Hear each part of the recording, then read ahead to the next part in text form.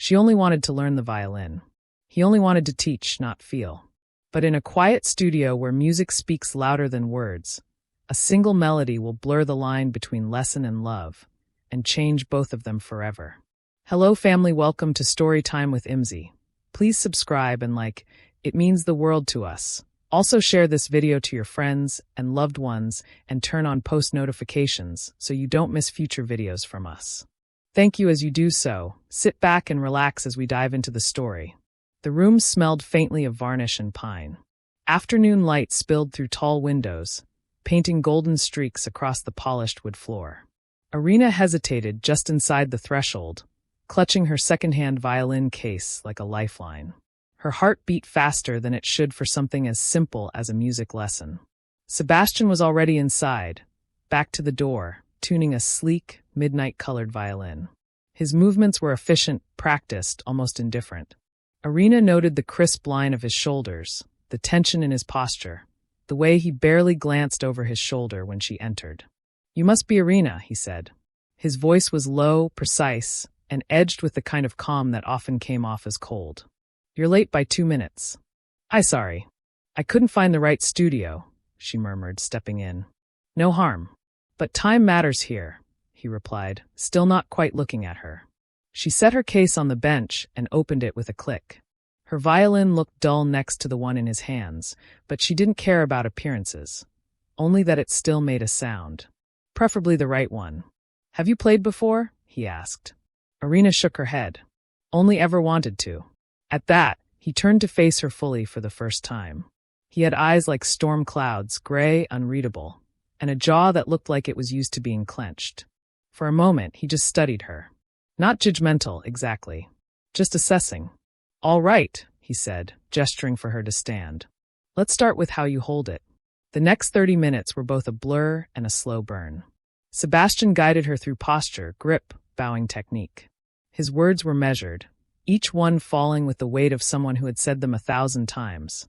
But somehow, when he corrected her elbow placement with a gentle touch, she felt a strange heat crawl up her neck. "Relax your fingers." "No, not like that." He moved behind her, his hand briefly closing over hers.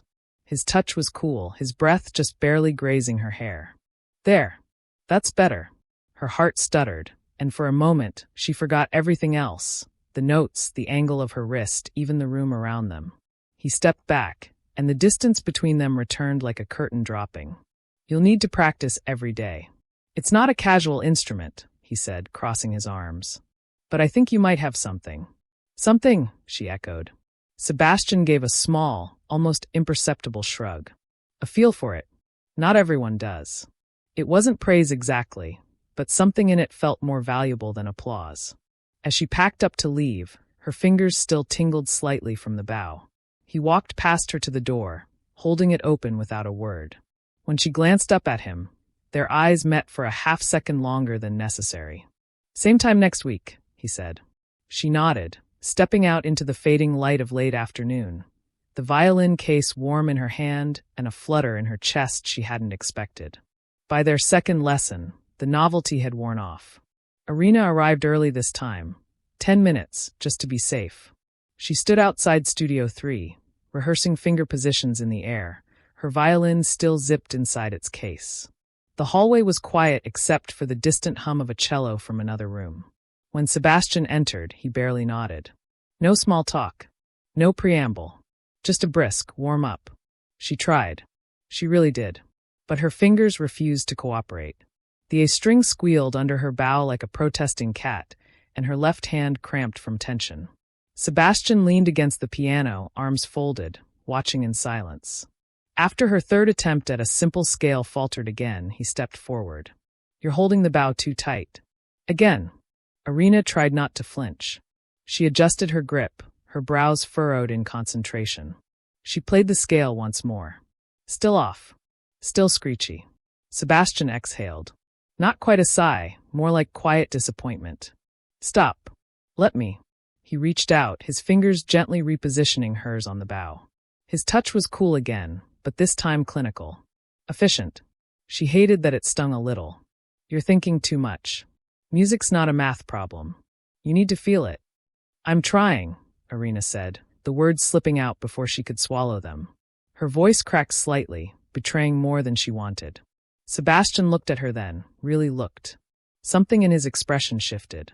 A tiny crease at the edge of his mouth, like the ghost of a frown. He didn't speak for a moment. "I know it's frustrating," he said more quietly now. "But frustration's part of the process. That doesn't mean you quit." Arina nodded, biting the inside of her cheek. She straightened her back and lifted the violin again. She tried the scale once more, still imperfect but better. Warmer. Less broken. He didn't compliment her, but she caught the flicker of approval in his eyes. The rest of the lesson continued in fits and starts. She failed. He corrected. She improved. A rhythm formed, oddly tense, oddly intimate. Like two people dancing who didn't yet trust each other not to step on toes. As the hour neared its end, Sebastian asked her to try a simple etude, something slow and melodic. She played clumsily, but when she drew the final note and let it fade into silence, she felt something shift in the room. He stood a few feet away, watching her. Not with critique this time, but curiosity. "You don't play well yet," he said slowly, "but you play like someone who needs to." Arina blinked. "What does that mean?" He picked up his violin and turned away, already packing it up.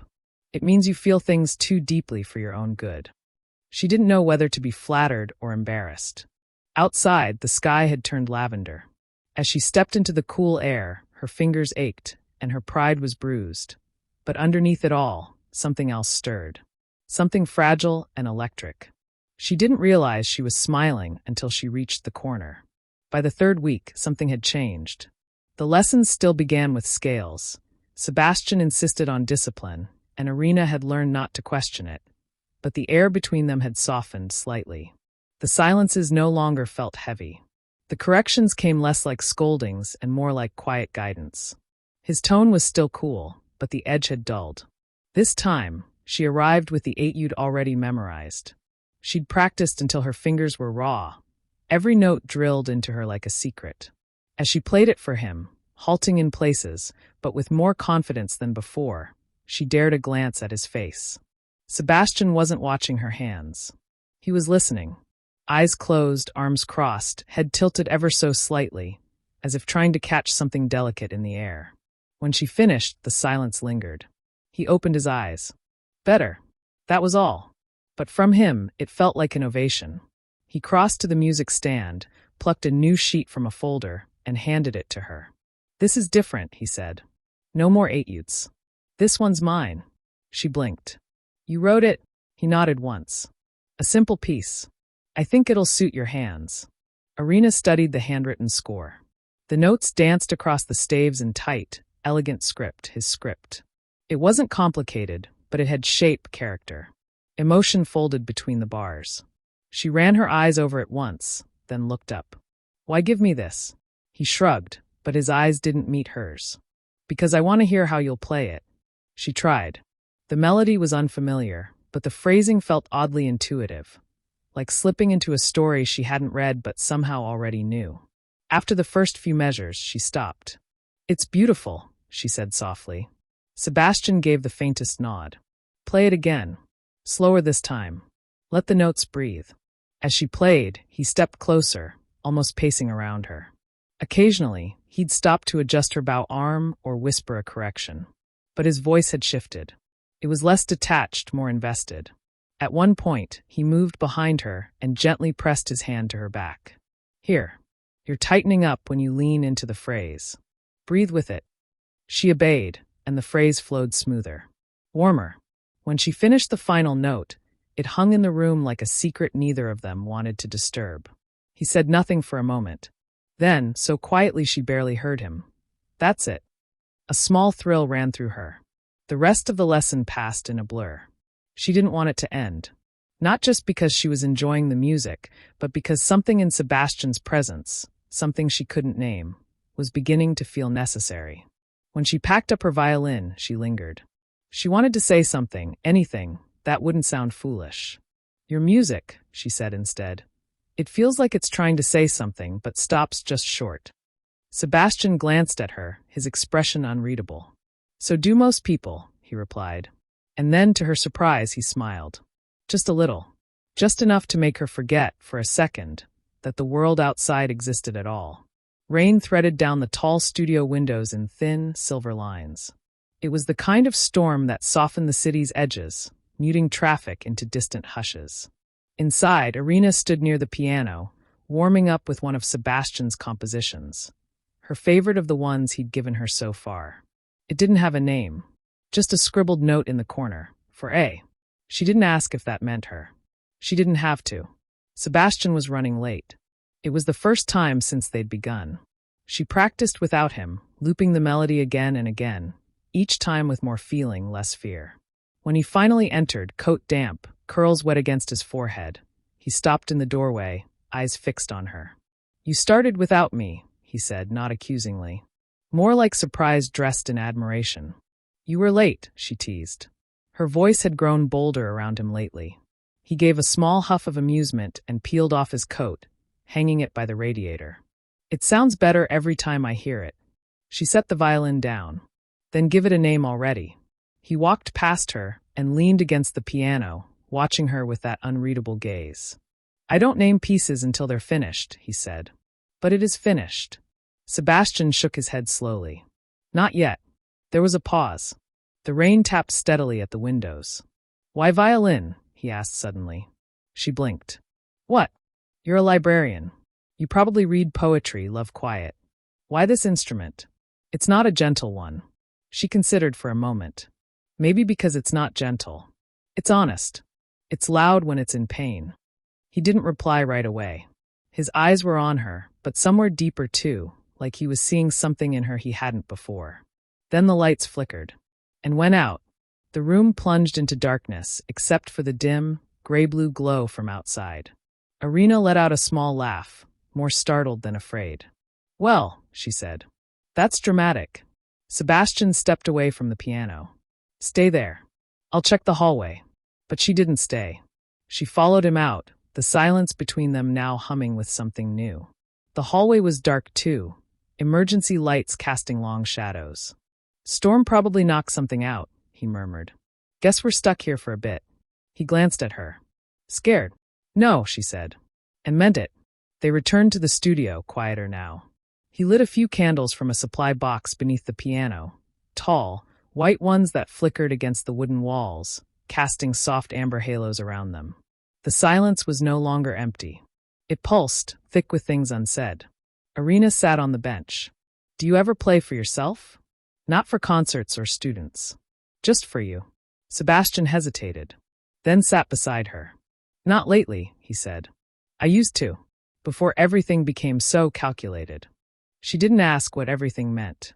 She just reached into her case, took out her violin, and held it between them. "Play something. Anything." He gave her a look, uncertain at first. Then, slowly, he took the instrument from her hands. He didn't ask for his own bow. He didn't need it. And in the candlelight he played, not flawlessly but freely. It was something soft, unpolished. Raw. Notes that didn't ask to be perfect, just heard. Arina watched him, the curve of his jaw in the low light, the way his lips parted slightly when he reached for a high note. The song faded into silence. Neither moved. And in that breathless space between what had happened and what might, she leaned slightly toward him. Not fully. Just enough. Their eyes met. Something unspoken passed between them, clear and fragile. Then, quietly, Sebastian stood. "It's late," he said. "You should get home." Arina nodded, the moment breaking like glass underfoot. But even as she packed her violin, she felt it. Something had shifted. Something real had begun. Arina didn't sleep well after the night of the storm. The way Sebastian had looked at her in the candlelight haunted her. Not just because of what almost happened, but because of what didn't. Something had cracked open between them, and now it echoed in every silence. When she arrived at the studio the following week, the door was locked. That had never happened. She waited. 10 minutes. 15. Finally, she texted him, a short, uncertain message. "Everything okay?" No response. He came the week after, but something had changed. Sebastian was distant again. Not cruel, not cold, just contained. The warmth that had been slipping into his voice was gone. The long glances, the gentle teasing, the slow-burning pull between them. It had all been sealed up behind a wall she didn't understand. He didn't mention the storm, didn't mention the piece, didn't ask her to play it again. Instead, he handed her an etude. Dry, technical, impersonal. "We should refocus," he said, setting the metronome on the piano. "You've gotten sloppy on intonation." Sloppy. The word hit harder than it should have. Arina didn't argue. She played the etude. She nodded at his corrections. But something in her chest tightened with each note. Something she couldn't name but felt in her fingertips, her throat, the hollow just beneath her ribs. After the lesson, she lingered, needing to say something. But Sebastian avoided her gaze, busying himself with sheet music that didn't need sorting. "Did I do something wrong?" she asked, voice soft. He looked up then, and for a heartbeat, she saw conflict flicker across his face. "No," he said. Too quickly. She didn't believe him. Back at home, she practiced obsessively. Hours passed as she replayed the pieces he'd given her fingers growing stiff, her shoulders aching. She poured every unanswered question, every tightened breath, every what-if into her playing. And without meaning to, she began to write.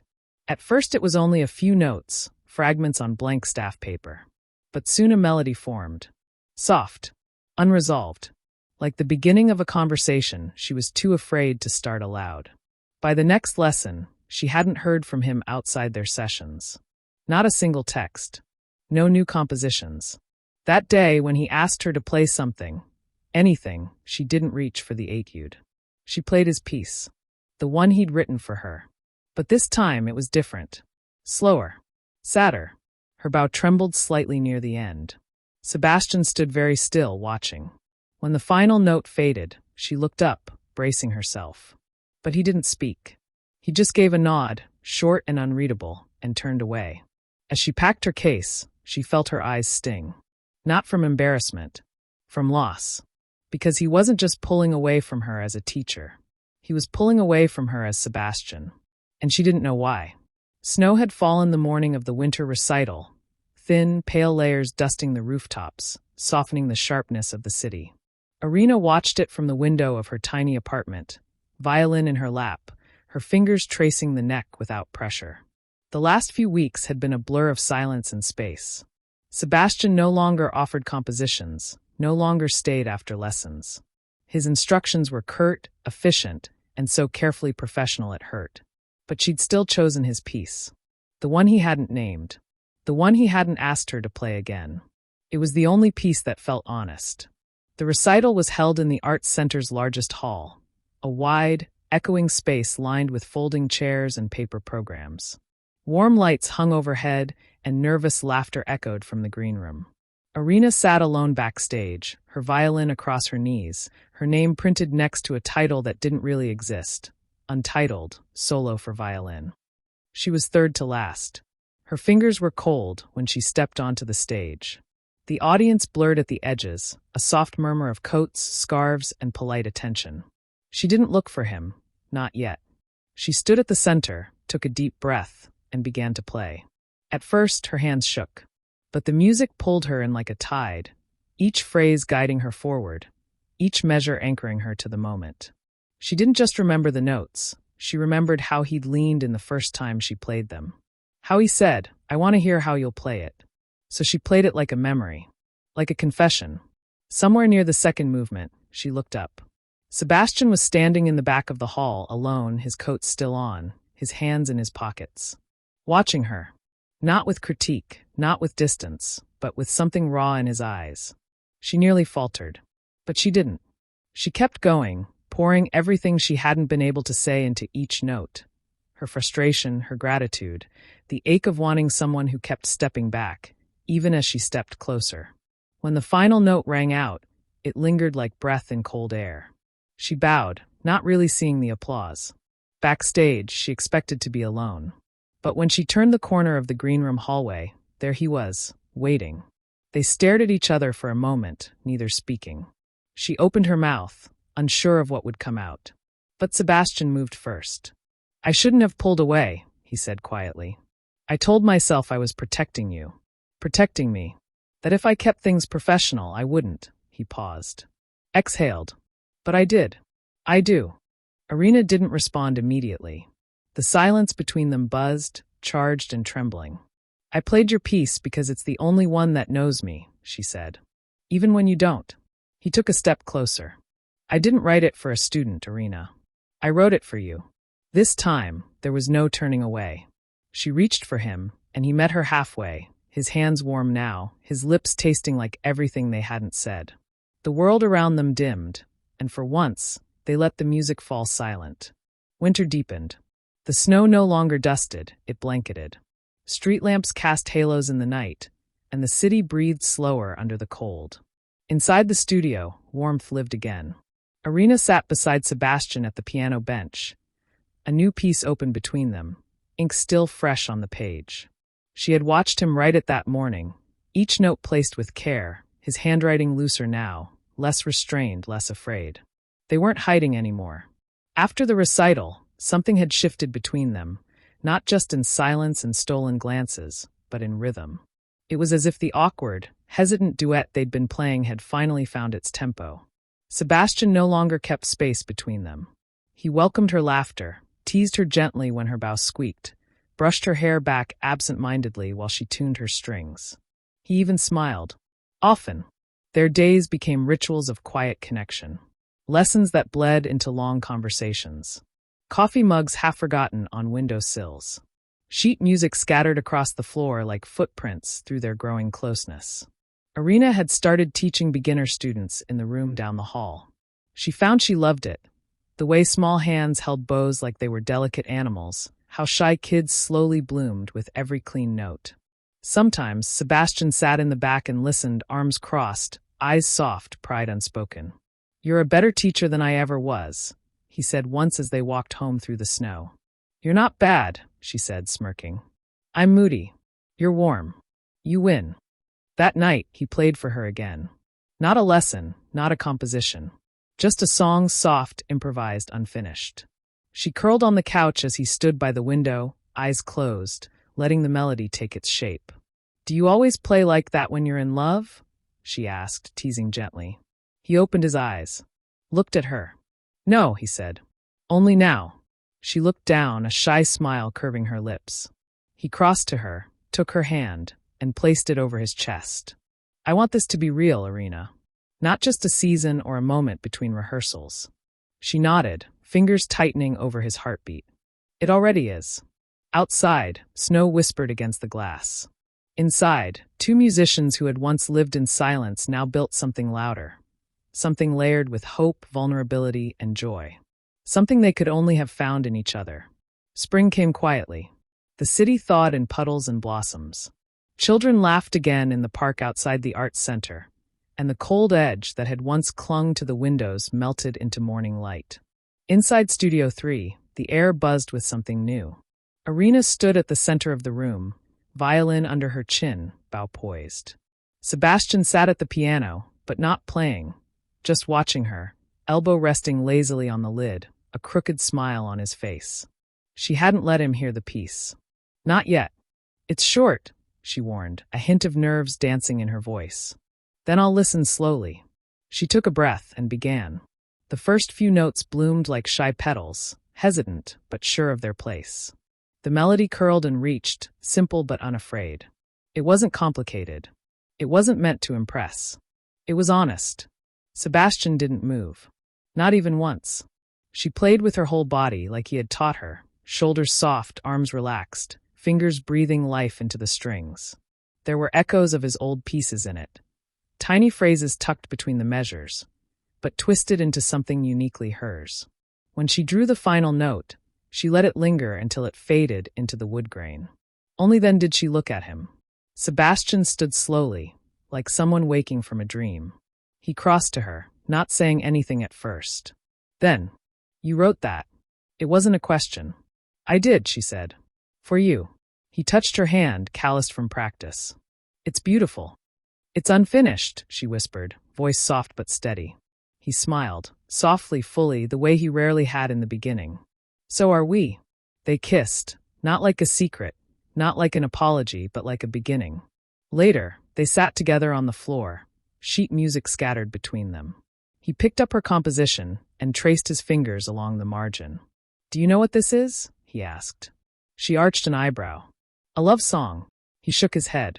A final lesson. She leaned her head against his shoulder. Yours or mine? He rested his cheek against her hair.